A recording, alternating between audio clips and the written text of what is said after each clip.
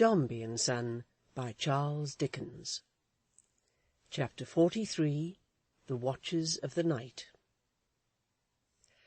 Florence, long since awakened from her dream, mournfully observed the estrangement between her father and Edith, and saw it widen more and more, and knew that there was greater bitterness between them every day. Each day's added knowledge deepened the shade upon her love and hope, roused up the old sorrow that had slumbered for a little time, and made it even heavier to bear than it had been before. It had been hard. How hard may none but Florence ever know, to have the natural affection of a true and earnest nature turned to agony, and slight or stern repulse substituted for the tenderest protection and the dearest care. It had been hard to feel in her deep heart what she had felt, and never know the happiness of one touch of response. But it was much more hard to be compelled to doubt either her father or Edith, so affectionate and dear to her, and to think of her love for each of them by turns with fear, distrust, and wonder.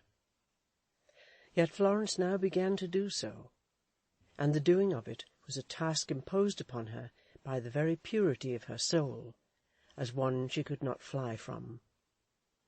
She saw her father, cold and obdurate to Edith as to her, hard, inflexible, unyielding. Could it be, she asked herself with starting tears, that her own dear mother had been made unhappy by such treatment, and had pined away and died? Then she would think how proud and stately Edith was to everyone but her, with what disdain she treated him, how distantly she kept apart from him, and what she had said on the night when they came home, and quickly it would come on Florence almost as a crime that she loved one who was set in opposition to her father, and that her father, knowing of it, must think of her in his solitary room as the unnatural child who added this wrong to the old fault, so much wept for, of never having won his fatherly affection from her birth. The next kind word from Edith, the next kind glance, would shake these thoughts again, and make them seem like black ingratitude. For who but she had cheered the drooping heart of Florence, so lonely and so hurt, and been its best of comforters? Thus, with her gentle nature yearning to them both, feeling for the misery of both, and whispering doubts of her own duty to both, Florence, in her wider and expanded love, and by the side of Edith, endured more than when she had hoarded up her undivided secret in the mournful house, and her beautiful mamma had never dawned upon it. One exquisite unhappiness that would have far outweighed this, Florence was spared. She never had the least suspicion that Edith, by her tenderness for her, widened the separation from her father, or gave him new cause of dislike. If Florence had conceived the possibility of such an effect being wrought by such a cause, what grief she would have felt, what sacrifice she would have tried to make, poor loving girl, how fast and sure her quiet passage might have been beneath it to the presence of that higher Father who does not reject his children's love, or spurn their tried and broken hearts. Heaven knows. But it was otherwise, and that was well. No word was ever spoken between Florence and Edith now on these subjects. Edith has said there ought to be between them, in that wise, a division and a silence like the grave itself, and Florence felt she was right. In this state of affairs her father was brought home, suffering and disabled, and gloomily retired to his own rooms, where he was tended by servants, not approached by Edith, and had no friend or companion but Mr. Carker, who withdrew near midnight.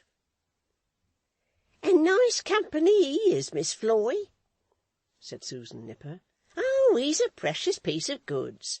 If ever he wants a character, don't let him come to me, whatever he does, that's all I tell him." "Dear Susan," urged Florence, "don't." "Oh, it's very well to say don't, Miss Floy," returned the Nipper, much exasperated. "But Riley, Begging your pardon, we're coming to such passes that it turns all the blood in a person's body into pins and needles with their pints all ways.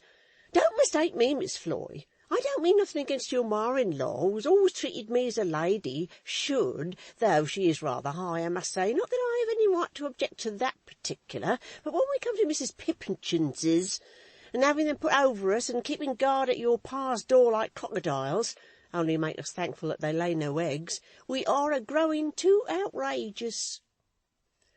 Papa thinks well of Mrs. Pipchin, Susan, returned Florence, and has a right to choose his housekeeper, you know. Oh, pray don't. Well, Miss Floy, returned the Nipper, when you say don't, I never do, I hope. But Mrs. Pipchin acts like early gooseberries upon me, miss, and nothing less. Susan was unusually emphatic and destitute of punctuation in her discourse on this night, which was the night of Mr. Dombey's being brought home, because, having been sent downstairs by Florence to inquire after him, she had been obliged to deliver her message to her mortal enemy, Mrs. Pipchin, who, without carrying it in to Mr. Dombey, had taken upon herself to return what Miss Nipper called a huffish answer on her own responsibility. This Susan Nipper construed into presumption on the part of that exemplary sufferer by the Peruvian mines, and a deed of disparagement upon her young lady that was not to be forgiven, and so far her emphatic state was special.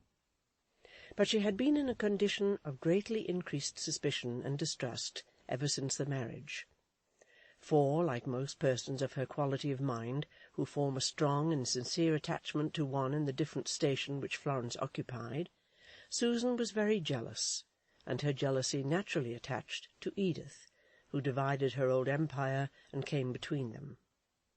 Proud and glad as Susan Nipper truly was that her young mistress should be advanced towards her proper place in the scene of her old neglect, and that she should have her father's handsome wife for her companion and protectress, she could not relinquish any part of her own dominion to the handsome wife, without a grudge and a vague feeling of ill-will, for which she did not fail to find a disinterested justification in her sharp perception of the pride and passion of the lady's character. From the background to which she had necessarily retired somewhat since the marriage, Miss Nipper looked on, therefore, at domestic affairs in general, with a resolute conviction that no good would come of Mrs. Dombey, always being very careful to publish on all possible occasions that she had nothing to say against her. "Susan," said Florence, who was sitting thoughtfully at her table, "it's very late. I shall want nothing more to-night." "Ah, Miss Floy," returned the Nipper, "I'm sure I often wished for them old times when I sat up with you hours later than this, and fell asleep through being tired out when you was as broad awake as spectacles. But you've Ma's-in-law to come and sit with you now, Miss Floy, and I'm thankful for it, I'm sure. I've not a word to say against him." "I shall not forget who was my old companion when I had none, Susan," returned Florence gently. "Never." And looking up, she put her arm round the neck of her humble friend, drew her face down to hers, and bidding her good night, kissed it, which so mollified Miss Nipper that she fell a-sobbing. "Now, my dear Miss Floy," said Susan, "let me go downstairs again and see how your pa is. I know you're wretched about him. Do let me go downstairs again and knock at his door my own self." "No," said Florence. "Go to bed. We shall hear more in the morning. I will inquire myself in the morning. Mamma has been down, I dare say." Florence blushed, for she had no such hope. "Or is there now, perhaps? Good night." Susan was too much softened to express her private opinion on the probability of Mrs. Dombey's being in attendance on her husband, and silently withdrew. Florence, left alone, soon hid her head upon her hands, as she had often done in other days, and did not restrain the tears from coursing down her face. The misery of this domestic discord and unhappiness, the withered hope she cherished now, if hope it could be called, of ever being taken to her father's heart, Her doubts and fears between the two, the yearning of her innocent breast to both, the heavy disappointment and regret of such an end as this, to what had been a vision of bright hope and promise to her, all crowded on her mind and made her tears flow fast.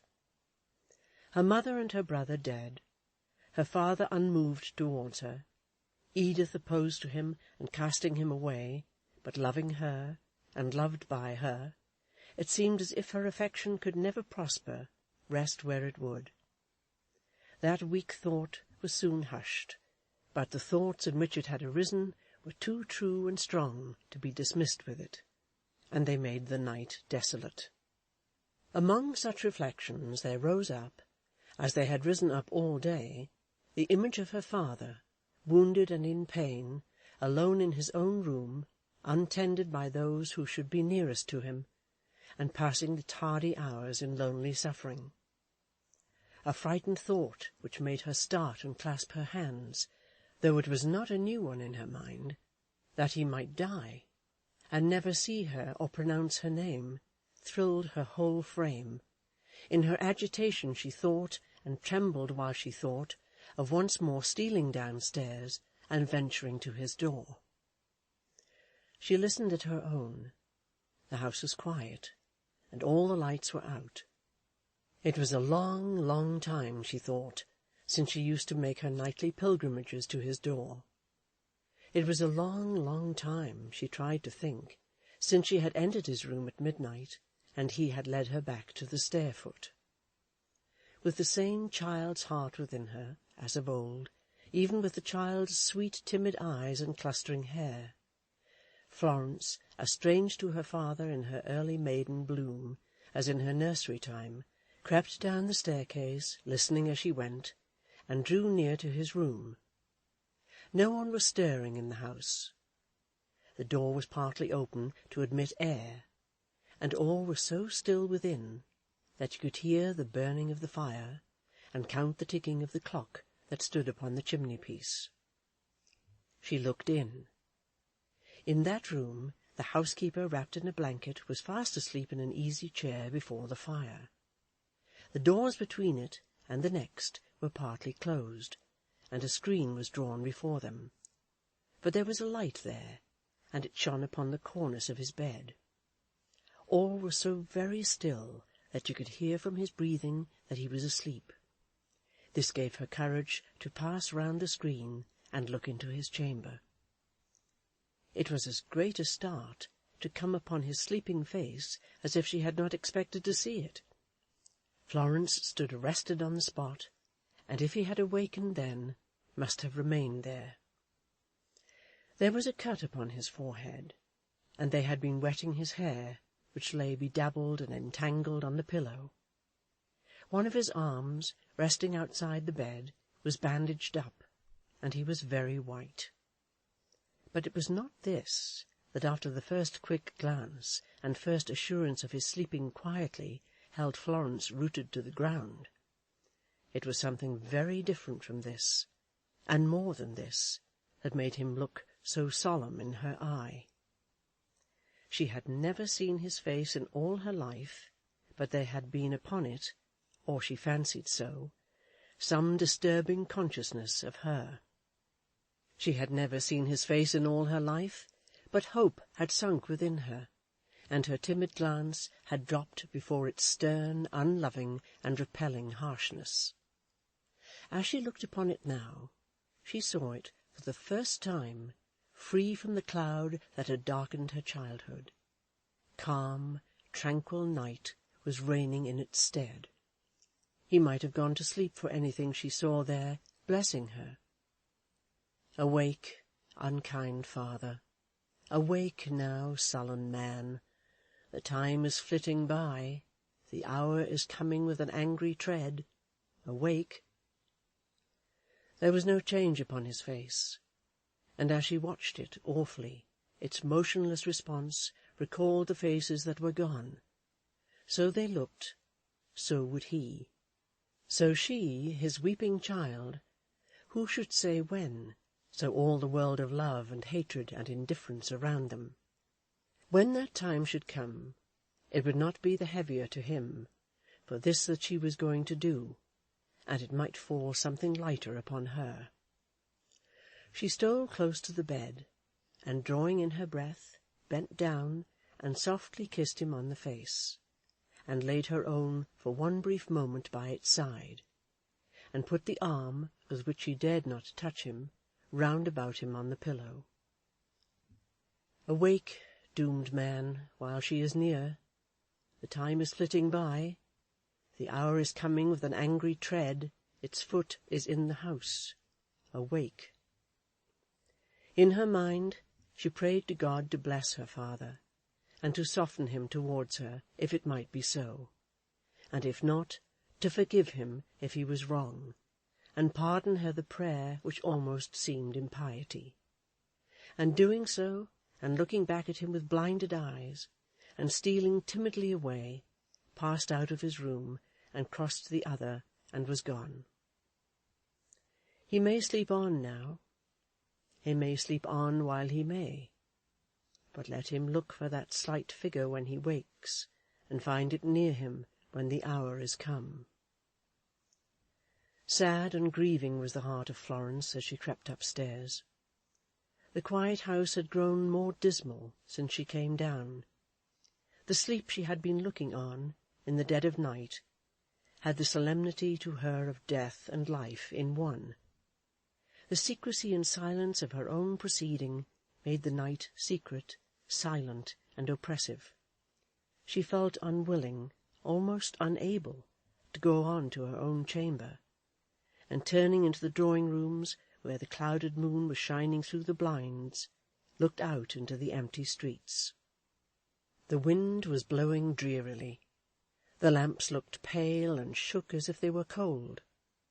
There was a distant glimmer of something that was not quite darkness, rather than of light, in the sky, and foreboding night was shivering and restless, as the dying are who make a troubled end. Florence remembered how, as a watcher by a sick bed, she had noted this bleak time, and felt its influence, as if in some hidden natural antipathy to it, and now it was very, very gloomy. Her mamma had not come to her room that night, which was one cause of her having sat late out of her bed. In her general uneasiness, no less than in her ardent longing to have somebody to speak to, and to break the spell of gloom and silence, Florence directed her steps towards the chamber where she slept. The door was not fastened within, and yielded smoothly to her hesitating hand. She was surprised to find a bright light burning, still more surprised, on looking in, to see that her mamma, but partially undressed, was sitting near the ashes of the fire, which had crumbled and dropped away.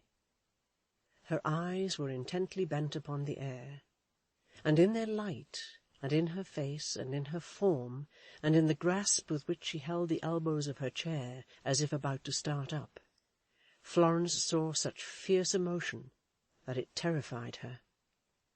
"Mamma!" she cried. "What is the matter?" Edith started, looking at her with such a strange dread in her face that Florence was more frightened than ever. "Mamma!" said Florence, hurriedly advancing. "Dear mamma, what is the matter?" "I have not been well," said Edith, shaking, and still looking at her in the same strange way. "I have had bad dreams, my love." "And not yet been to bed, mamma?" "No," she returned, "half waking dreams." Her features gradually softened, and suffering Florence to come closer to her within her embrace, she said in a tender manner, "But what does my bird do here? What does my bird do here?" "I have been uneasy, mamma, in not seeing you to-night, and in not knowing how papa was, and I—" Florence stopped there, and said no more. "Is it late?" asked Edith, fondly putting back the curls that mingled with her own dark hair, and strayed upon her face. "Very late. Near day." Near day, she repeated in surprise. "Dear mamma, what have you done to your hand?" said Florence. Edith drew it suddenly away, and for a moment looked at her with the same strange dread. There was a sort of wild avoidance in it, as before. But she presently said, "Nothing, nothing, a blow." And then she said, "My Florence," and then her bosom heaved, and she was weeping passionately. "Mamma," said Florence, "oh, mamma, what can I do? What should I do to make us happier? Is there anything?" "Nothing," she replied. "Are you sure of that? Can it never be? If I speak now of what is in my thoughts, in spite of what we have agreed," said Florence, "you will not blame me, will you?" "It is useless," she replied, "useless. I have told you, dear, that I have had bad dreams. Nothing can change them or prevent them coming back." "I do not understand," said Florence, gazing on her agitated face, which seemed to darken as she looked. "I have dreamed," said Edith in a low voice, "of a pride that is all powerless for good, all powerful for evil. Of a pride that has been galled and goaded through many shameful years, and has never recoiled except upon itself. A pride that has debased its owner with the consciousness of deep humiliation, and never helped its owner boldly to resent it, or avoid it, or to say, "This shall not be."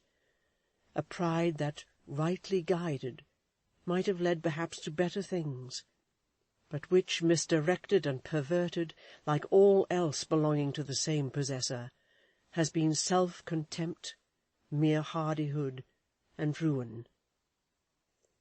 She neither looked nor spoke to Florence now, but went on as if she were alone. "I have dreamed," she said, "of such indifference and callousness, arising from this self-contempt, this wretched, inefficient, miserable pride, that it has gone on with listless steps even to the altar, yielding to the old familiar beckoning finger, 'O mother, O mother,' while it spurned it, and willing to be hateful to itself for once and for all, rather than to be stung daily in some new form. Mean, poor thing!" And now, with gathering and darkening emotion, she looked as she had looked when Florence entered. "And I have dreamed," she said, "that in a first late effort to achieve a purpose, it has been trodden on and trodden down by a base foot, but turns and looks upon him. I have dreamed that it is wounded, hunted, set upon by dogs, but that it stands at bay, and will not yield. No, that it cannot if it would, but that it is urged on to hate." Her clenched hand tightened on the trembling arm she had in hers, and as she looked down on the alarmed and wondering face, her own subsided. "Oh, Florence," she said, "I think I have been nearly mad to-night," and humbled her proud head upon her neck, and wept again. "Don't leave me. Be near me. I have no hope but in you." These words she said a score of times. Soon she grew calmer, and was full of pity for the tears of Florence, and for her waking at such untimely hours. And the day now dawning, Edith folded her in her arms, and laid her down upon her bed, and, not lying down herself, sat by her, and bade her try to sleep. "For you are weary, dearest, and unhappy, and should rest." "I am indeed unhappy, dear mamma, to-night," said Florence, "but you are weary and unhappy too." not when you lie asleep so near me, sweet." They kissed each other, and Florence, worn out, gradually fell into a gentle slumber. But as her eyes closed on the face beside her, it was so sad to think upon the face downstairs, that her hand drew closer to Edith for some comfort. Yet, even in the act, it faltered, lest it should be deserting him. So in her sleep she tried to reconcile the two together, and to show them that she loved them both, but could not do it, and her waking grief was part of her dreams. Edith, sitting by, looked down at the dark eyelashes lying wet on the flushed cheeks, and looked with gentleness and pity, for she knew the truth. But no sleep hung upon her own eyes.